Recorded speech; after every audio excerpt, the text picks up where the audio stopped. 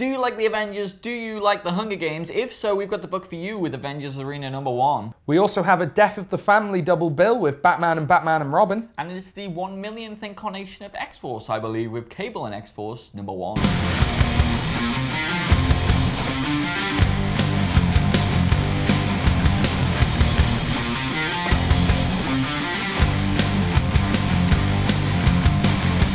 So even inside this book, Avengers Arena #1 by Dennis Hopeless and Kev Walker and Frank Martin. A lot of people. Even inside it, they make reference to the fact, a cheeky little reference, that it's kind of based on the Hunger Games. Well, the cover is based on Battle Royale. Well, the cover's Battle Royale. Yeah. That is the Battle Royale film cover. And then inside, he says, oh, I got the idea while reading children's books. It's about this crazy guy, I forget his name. Arcade, who I don't know much about. Did you know anything about Arcade? I've never heard of him before. I think I recognized his name. When I first heard it, and it was like, I got the, like, you're all going to be on this TV show, I thought it was going to be, oh, the name has just escaped Doesn't me. matter. Yeah, but he's a famous X-Men villain who owns like this intergalactic and TV so yeah, company. this book makes no mistakes about what it's about. It jumps right in. Yep. They're all on this island. They're gonna have to kill each other. We get a death right at the end. What did you think of Avengers Arena #1? Well, I think my first problem with this book is that these are all characters from Avengers Academy. Yes. I have no idea who anyone is except for X-23 because she's the daughter of Wolverine. Other than her, I've never heard of... She's clone. Okay, so didn't even know who X-23 was. And I kind of know who this Metal, is it?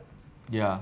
I know who he is, but this didn't have a very good introduction for people who haven't read any Avengers Academy. I mean, it's the first issue. It's got a lot to do in the first issue if it wants you to do that. That's very true. But I have no understanding of who the characters are. Other than that, the dialogue is okay. The artwork is just fine. Although that last panel is pretty stunning. But other than that, I mean, I just thought this book was just okay. I didn't think anything too special about it. It was just okay. I don't think I'll be picking up the next one. It wasn't my bag, but... I think this book had a lot to do. It did. Because you know, as well as having to... I mean, if you're doing a story about that many main characters, there's no way you can... I mean, this book has an advantage in that if you've read Avengers Academy, and I have read bits of Avengers Academy, then you know people here and there. And I'm sure that they'll start introducing the other characters later on. But also, people are going into this book thinking they already know what it's about. And to a large extent, they do. They do know what it's about. And so it's got to show you that. And it's got to try and hook your interest. And it's got to try and give you someone to back.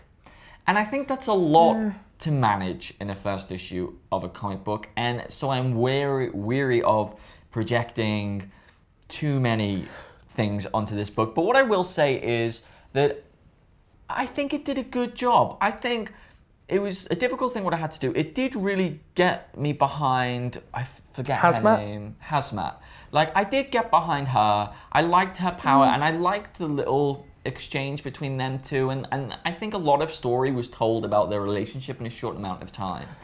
Yep, I like that. I just feel as though this book would have been better as a introduction to most of the characters, and then at the end, how did we get on this island? Because, as you said... like maybe the Bendis thing of, let's get them on the island at issue 4.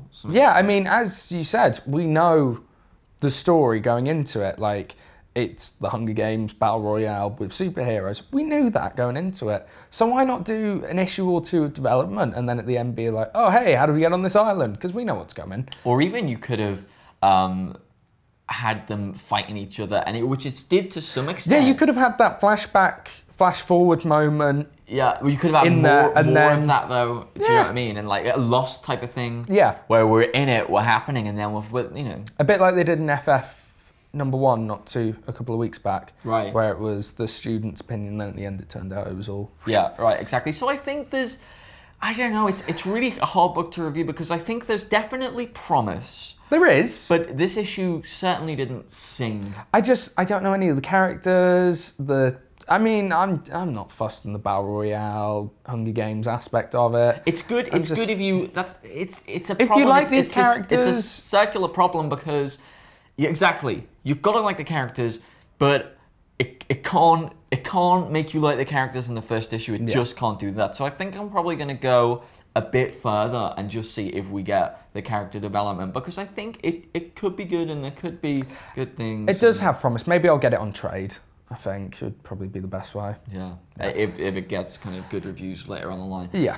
So Death in the Family is rolling on. Yes, it is. This week we got Batman 15 and Batman and Robin 15. Continues the story for Batman and Robin. It kind of kicks it all off with Damian's first encounter with Joker, which I know you've been very much looking forward to. And Batman just kind of continues from where we left off last week. Yeah, so, I mean, I suppose the best question to ask would be Batman or Batman and Robin this week? Well, that's not the best question. Is it not?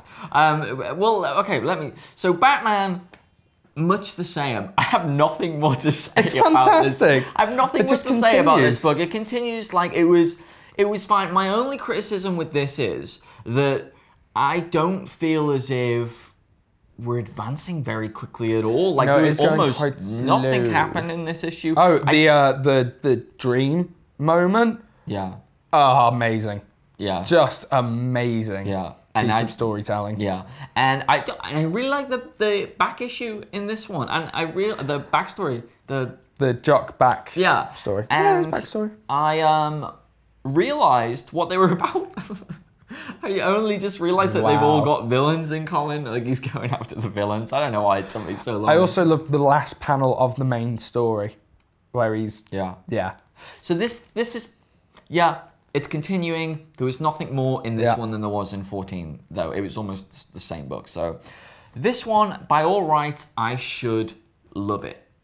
And in parts, I did like it, but I don't know what to say. Yeah? I don't know what to say because and I think it has a lot to do with the fact that you're trying to show Damian as this character who is impossibly badass and he's an assassin. Yep. And yet you're showing him so vulnerable, and I get it's the Joker, but at the same time he seems physically like he's no threat, and there's a lot of talking in this issue where I thought there should have been action. I think it's kind of... It feels a bit self-righteous, this book. There are moments that I love, as there has been throughout the last couple of issues of Batman and Robin. Brief moments. I love Damian's relationship to Fang. I love the trying to prove him... Who? What's the dog's Titus. name? Titus. And Damian trying to prove himself to his father. Yeah. And there is the most disgusting Joker we've had in any of the Batman books, anything. But I'm really sad to say that this fell flat because it had so much potential for me. For me, Batman and Robin, like reading this since the Nowhere story ended, has been a bit like a boxing match, and a very one-sided boxing match. I feel as though I've just been beating the crap out of this book because I've not enjoyed it at all. And, you know, I open it up and you get this first page and you look at Alfred and I'm just like, oh no. Oh, here we go again. This is going to be it. This is going to be the final. And then you flick about 3 pages in and you're like, oh, okay. And then you get up to the moment where the Joker appears and it's like, oh, it's having its comeback moment for me. It's like, you know, second wind, it's coming back. I loved this issue. I disagree. I don't think he seemed like a physically inferior.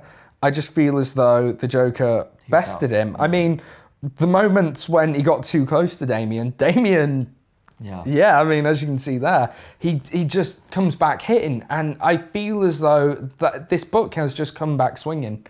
And I think Death in the Family may be what keeps me buying this book, because I was very tempted to drop it. I wanted to see where Death of the Family went. I do think it looks good. I think there's some great panels. I think it's Gleason's artwork has shone with the Joker in a way that it hasn't since this book started, in my opinion. It's a disgusting Joker, and it's more disgusting than the Capullo Joker, if you can imagine that.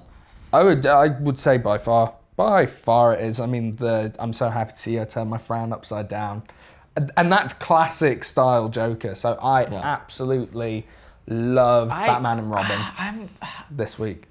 Maybe, I mean, I was ill when I read it. Maybe that has something to do that might do it. Just like, oh, but no, I think there's too much talking. I loved the talking, and I loved the references to before. It's like, well, the last time we met, you were turning me black and blue with a crowbar. Yeah. Love all that. So yeah, I thought it was fantastic. I'm surprised. I thought you would have loved this bit of Damien interaction. It's a whole book about Damien. I know, and maybe it's Damien that I'm losing interest Although, in. Maybe I've had Batman Incorporated. That's true. And I don't know what it is. I feel like it was too tonally the same throughout. I liked moments, and I think it looked very, very good. But I think there was too much talking, not enough happened.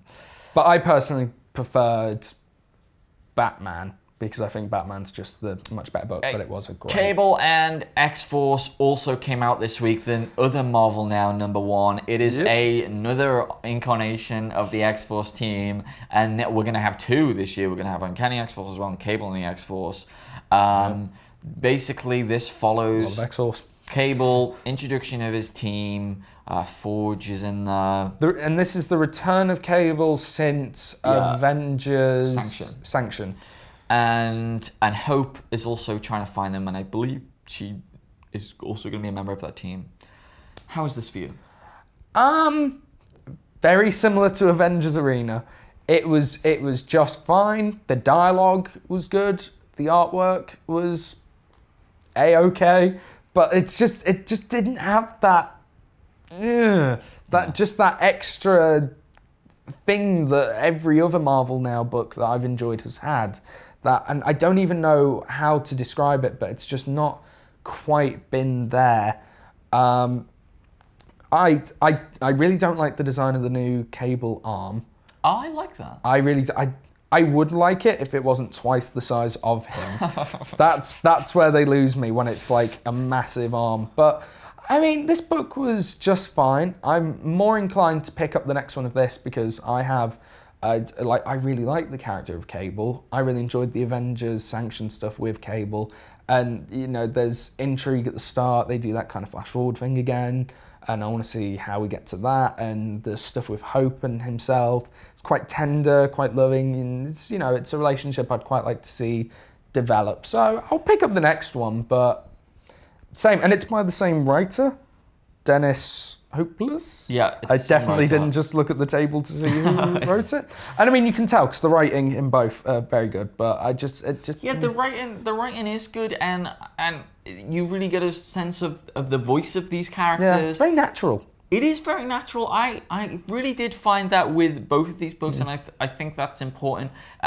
What I think the problem is, again, and I completely agree, I don't think there's a strong enough hook. We're tried with the hook. We get the beginning bit, which I do think is interesting. But I think just play out that story. Yeah. Like, play out that story. The flashback stuff, it's funny because we started this video saying, oh, you should have done the flashback more in... But you don't think it was necessary in Cable and the X-Force? No, I think that's the story I wanted. And then when we start going back, I just didn't find it that interesting. Fair. I don't really care about Hope finding Cable again. I don't see what that's going to do with the X-Force team. We didn't really get a very strong or detailed introduction into... It seemed to be all about Cable, into any of the other characters. And I just... Yeah, no, this didn't really do it for me. I think I do like his writing though. I think his writing is strong and very natural, and I think that's important, and it's kind of rare nowadays in mainstream comics to have that real natural realism to the dialogue. But it really didn't get it. Didn't get its hooks. Didn't get its claws in. To be honest, I think I would pick up both of these books again if it wasn't for the fact that it's double shipping. If I didn't have to buy it twice a month, I think I'd be more inclined to buy it. But the fact they want me to buy it 2 times every month, no, it wasn't that enthralling to me to make me want to pay that much for it.